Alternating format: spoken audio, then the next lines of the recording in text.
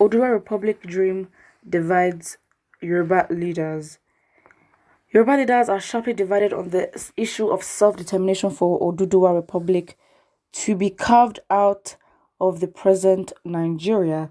The discordant tunes came to full limelight on the 17th of March when some leading Yoruba social-cultural groups converged on Ibadan, the Oyo state capital.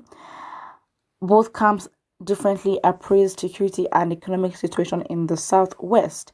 The Pan-Yoruba Congress, the Afenifere Renewal Group, and others met at Mapo Hall and advocated for unity among the Yoruba race in order to overcome the insecurity threatening the corporate existence of Nigeria.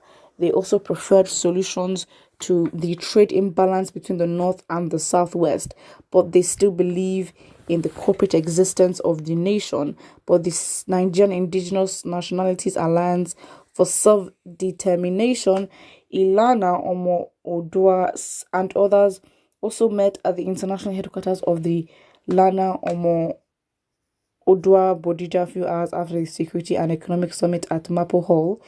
They unofficially agreed with the position of the stakeholders at Mapo Hall on security and the economy of the Southwest, but they felt a bit disappointed at the Mapo Hall meeting did not address the german issues of self-determination for Oduduwa Republic.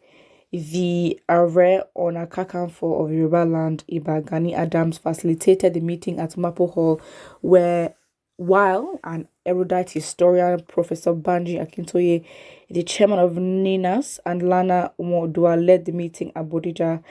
Akintoye was supported by Secretary of the group, Tony Naji. The Bodija meeting was also attended by Yoruba activist Chief Sunday Adeyemi Ko. However, Secretary General of the Yoruba Council of Elders, Dr. Kunle Olajide, in his reaction to the development, dismissed speculations that the Southwest would break from Nigeria and form a Yoruba nation. He contended that having a Yoruba nation at present is unrealistic, adding that it is not the solution to any myriads of challenges facing the nation.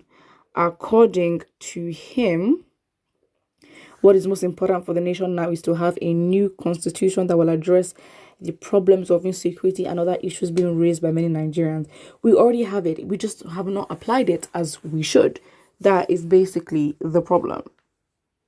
I don't think there's anything else it's not that difficult. Again, I guess the conversations amongst the Yorubas is now being very, very pushed and very popular right now because, everyone is questioning their stance. Everyone is questioning their position as a region in Nigeria. Where do I stand? And it's a good conversation that we should have. But I think that as much as we have those conversations, I think we should have conversations about how we can revive our society. Because at the end of the day, it takes two to tango.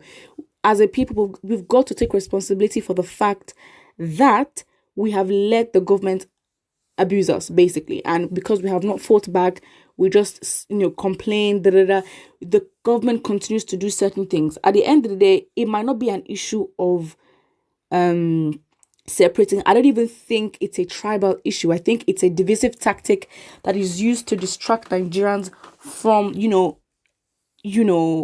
is used to distract Nigerians, first of all, for holding themselves accountable and also holding the government accountable. The fact is that as a society, we are deteriorating in terms of, our value system, which is absolutely missing. And I think that we don't have as much as we're diverse, we don't have a common value system that sort of joins and amalgamates and encapsulates every region into one. I mean, again, that can be an impossible task, but just basics of human rights and all that and the law should be easy enough to, bring the country together. But obviously it isn't working. Why? Because we are all very selfish. And I think that the fact is, if we separate as three different countries, or if you separate as Biafra, Oduduwa, and Arewa, if that should happen, the fact would remain that if we do not change as a people and, make sure we have our own common value system, holding people accountable, especially those in power and ourselves,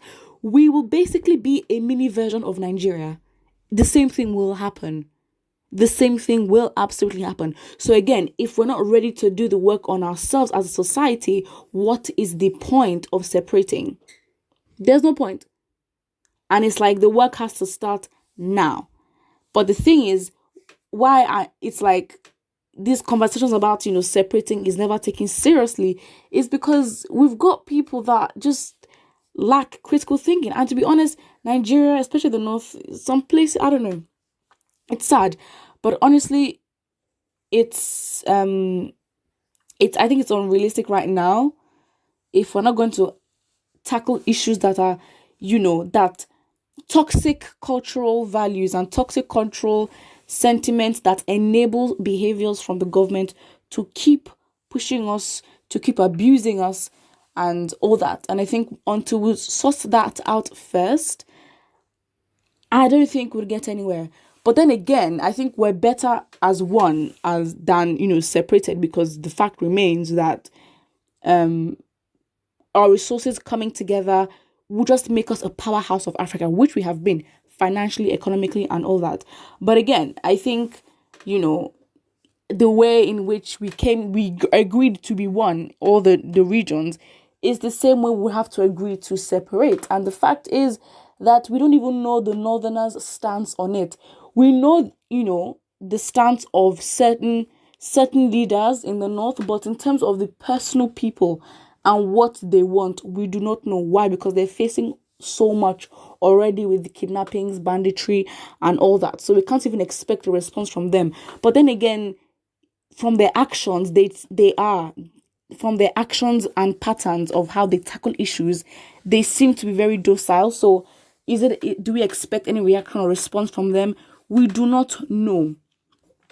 Honestly, it's a complex matter and a very nuanced subject. But the fact is, we need to take control of this, because the same people that supported Buhari in the second term are still the ones that would enable us to be backwards and keep voting for these kind of politicians after 2023 or during 2023 even. But again, I think the good thing is that conversations like this are happening, or people are critically thinking for themselves and their futures, critically analyzing. And I think the more we have these conversations, the more enlightened we will be. And I think that sometimes the issue of division and regional power, again, is a tactic for us to be divided and not actually face the real issue at hand. And I think that's just what it is. Put what you're thinking about this in the comment section below, and do not forget to like and subscribe.